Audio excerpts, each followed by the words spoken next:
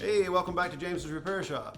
Today I'm going to change the shears in this Kett KD-200 model electric shears. I picked it up off of Marketplace for I felt was a reasonable price, even though I did buy a new set of shears for it. So I'll spin you around and we'll just do a quick shear change out on this. It's not difficult, this is very basic stuff. But there is one part in here that it's a very important, and if you don't know, you don't know. So I'll cover that as well. All right, so let's get you spun around and we'll go at it. So I've got the shears. I'm going to try to keep this in frame where people can see it. So that's the shears. This is the kit that isn't a genuine kit. I got them off eBay from a guy in Ontario. They aren't super cheap, but these are the genuine ones, and they're for 18 gauge shears, which these are. It's a KD-200 for 18 gauge. So this is the genuine replacement kit. So you'll need that or similar, and then a 5/32 Allen wrench. So that's pretty much it. So and a cloth to clean out, and a dab of grease. I'm just using this high temp wheel bearing grease. Just to grease the drive inside of it. So let's get her apart. I'll set this aside for now. I don't know if you can see all this. Hopefully you can see me do this. Yeah, it's in there. So basically you just take out to take the head off, take your 5/32 Allen wrench, loosen that one up, and then you can loosen the rest of the shears as well, because the shear clamping bolts, because we've taken that off anyway. So that should just slide off the head, and then that leaves, this is the part that I was talking about, was greasing up. So that's why you need a cloth, some kind of a cleaning rag, so clean it up, and we'll apply some grease on that when the time comes. But right now we'll just have that cleaned up and ready to go. We'll set that aside. So the shear itself, wouldn't hurt to clean a little inside, just to get any old dirt or anything out. New grease going in. All right, so this is just a clamping retainer here, so it doesn't really have to come apart. This Allen cap screw doesn't have to come off, but these two do have to come off. So let's pull them out, and there's spacers in them. So there's a spacer there, and there's a spacer in here, and they'll fall on the ground when you pull them out, unless you hang on to them. So the screws have to come all the way out. Trying to keep it in camera frame. Set these over here so we can see them. On a black table, there we go. And we'll take this one out.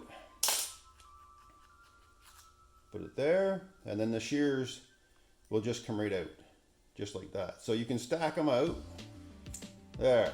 So those shears are out. There's a right and a left shear. There's one of the spacers. And in the center, like the anvil part, there's another spacer.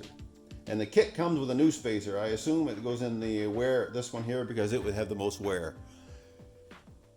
All right, so that's that. So there's all the shears out. Now, there is a right and a left side on these, obviously for cutting, but there's also a right and left side that's important to know. And that's what I was talking about, the little special part of it. I'm just going to grab another cloth to clean that up. Hold on. So inside the package, and I'll show you on the new ones, you'll see, I'll use this here. So this is the right shear blade, and you'll see that it's got a hole here and an oblong hole there. So that's the right hand side, of course, the center anvil. And then on the left shear, the shear cutter, has two holes, and they're both oblong. And there's a reason for that. And that is for adjusting the cut. So one side's fixed. This is your cutting action piece. And this is the piece that you can adjust back and forth to get the discharge metal to come out of the machine right. So there is an adjustment on there. So if you didn't know that and you're having trouble with your shears, possibly this isn't adjusted right.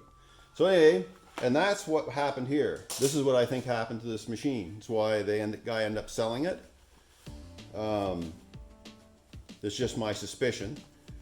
But what's going on is, you'll see on the back of the Kett shears, they actually have a number, and they say right. So this is 60-22 right. So when you grab the left side of this, it looks like, and I cleaned it up nicely, there are no numbers on it. And I believe this to be an aftermarket one, even though it's nice and sharp. I don't know what it's out of. It has the oblong holes, but they are not the same.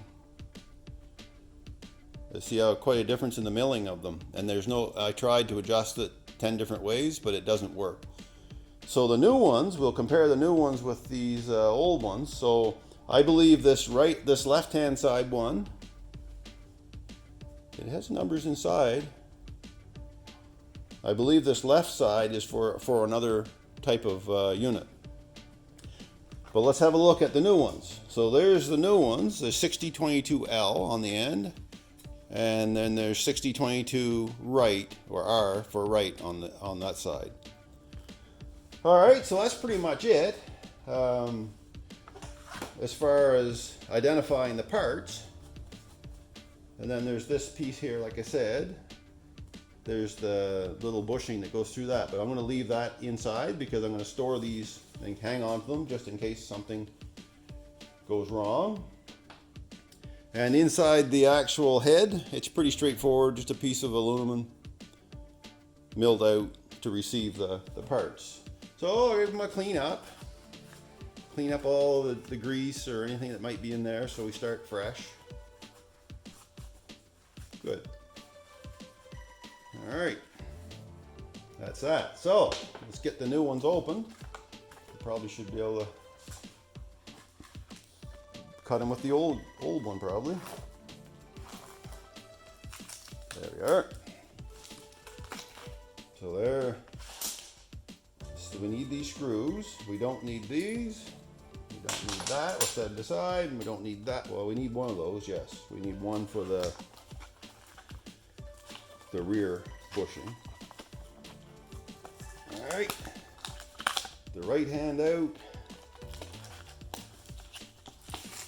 the little bushing out.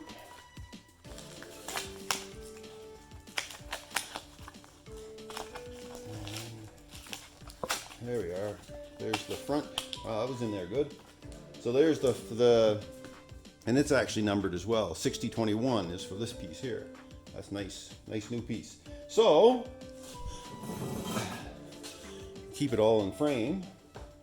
So now the right one is the one without the oblong hole, and then put the bushing in. Bushing fits, make sure the screw fits through because it'll be a struggle if it doesn't, and it does. So these have to go the right way, just like so.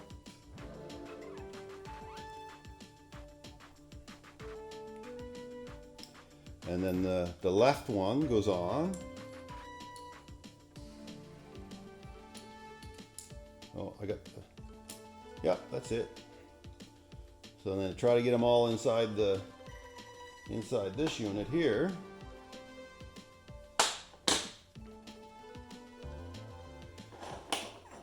It's not hard.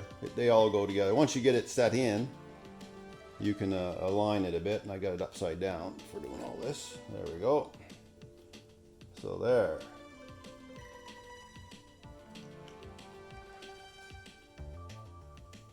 And now. There, that one started. Now, them up where they're supposed to be. Oh. There's a problem right there. I missed the hole altogether. Well, there you go. That's not good. All right, let's start over.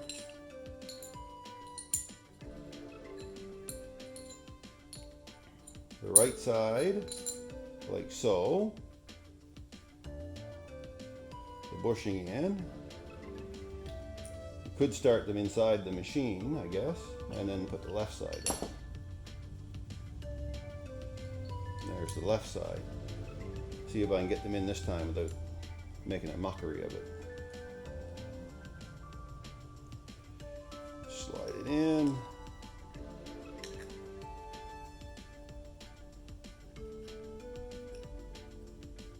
There we go.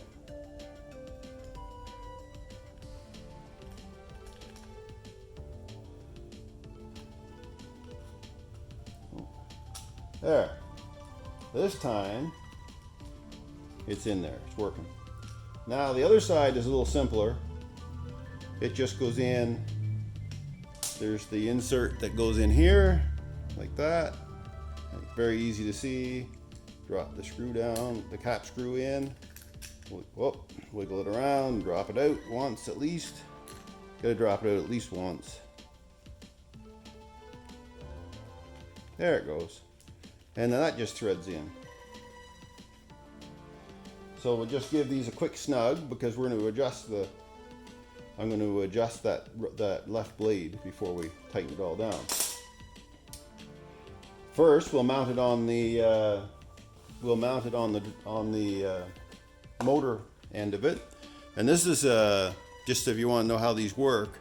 This is a centrifugal,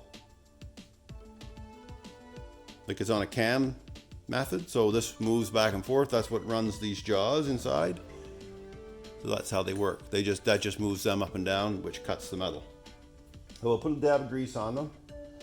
I don't think you need a lot, just enough to keep it lubed. You're supposed to do this every month if you're using it quite a bit. That's the general consensus. And if you're using it a lot, it doesn't hurt in the maintenance portion of this to oil the bearing. All right, get my hands cleaned off here so I don't get grease all over everything. So basically that's it for that. So then the head just slips back on like so, and then tighten it all up. Tighten it so the head doesn't come off. Now, before you get too far into the tightening, like I said before, this is a adjustable left side. Oh, front one might be a little bit. There we go. So you can move this. This is the left one, so you can move it back and forth. So I'm just going to line them up so they're even on the nose right here, and see how it goes from there. So they're pretty much equal. And then we'll see how this one cuts. I'll have to get a piece of sheet metal. I don't have one out, but I'll have to get some. I'm sure I'll find something laying around this place. And you don't have to go crazy on the tightening of these. You know, 15 pounds, more than enough for those little screws. There. All right. So I will pause the video right now, and I'll grab a piece of steel and we'll get back to you. Okay, I plugged her in, got a piece of steel, and I got my gloves. I'm getting gloves on. Let's see how well this works now. Before, it would just keep stopping. It wouldn't keep cutting. So that's it. There's just an on and off on the switch. That's all there is to it.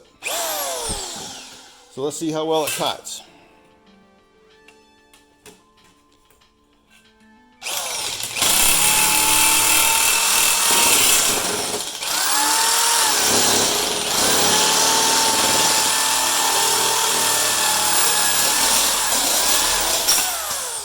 Wow, that cuts a lot better than it did. When I got it, I could only go about a quarter of an inch, it would stop. All right, let's see if I can do this again so you can see what's going on here.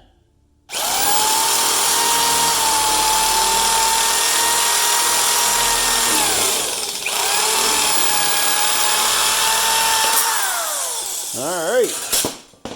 I think that's going to be good. That's a lot better than it was.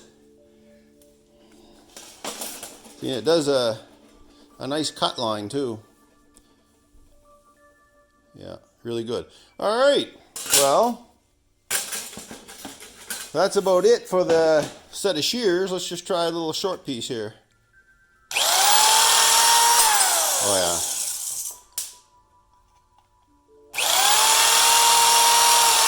So the reason for the adjustment is if it's coming out and hitting, you're here and stopping. The idea of the adjustment is you can change this blade distance and it'll send this curly discharge out the right way. It seems to be okay for now, right here. It's not perfect, but it seems to be good. Cutting good. So I'm good with that. I'm not going to fiddle with too much adjustment. Anyway, that's the change in the shears in a Kett KD-200 model for 18 gauge. Thanks for watching, and stay tuned for more Ranchero stuff.